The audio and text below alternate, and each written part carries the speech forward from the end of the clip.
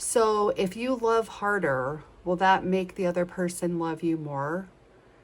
Is that something that you believe in? It's something I used to believe in. So when I was married before, I was in a relationship where he was very controlling. Everything had to be his way, with me, with the kids, with how we spent our money, everything like that. So I kind of want to talk about when I first realized that this was not going to work for me anymore. My kids were little. They were all probably around the ages of, I want to say, maybe 5 and 10. And my grandmother had passed away. So when we were at my grandmother's funeral, I, being upset and nervous, I had locked the keys in the car. And back then, this was like, 20, 25 years ago. Back then, when you locked your keys in the car, it was a big deal. It was like, oh no, we have to call the cops, or we have to get a coat hanger, or, we have to break the window. So he started screaming at me in front of everybody in the parking lot of the funeral home. So I had aunts and uncles and cousins and my parents and my kids all looking at me and him, wondering what the heck was going on. What did I do that deserved to be screamed at like that in a public place and at a very sad event? I was so humiliated. I was so embarrassed. I didn't know what to do.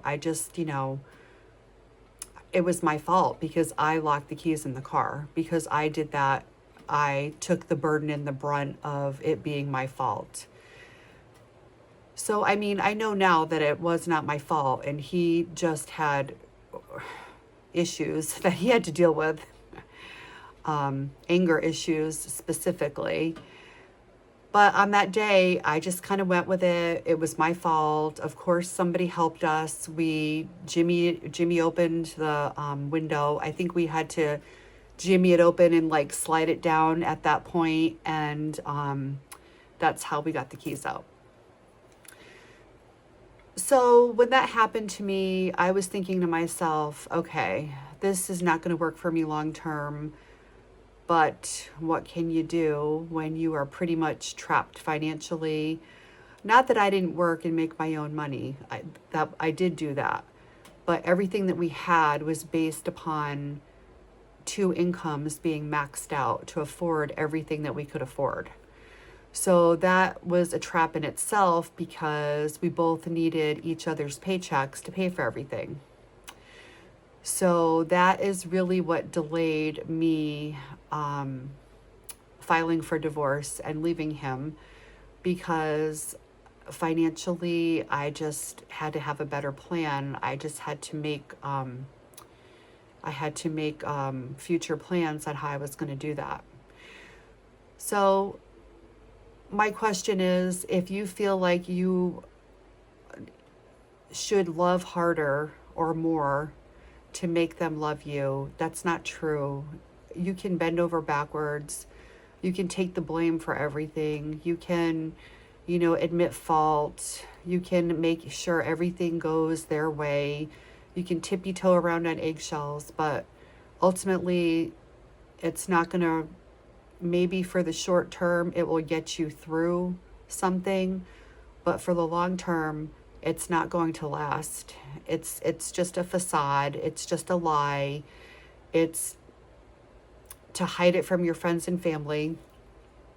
Although pretty much people probably knew,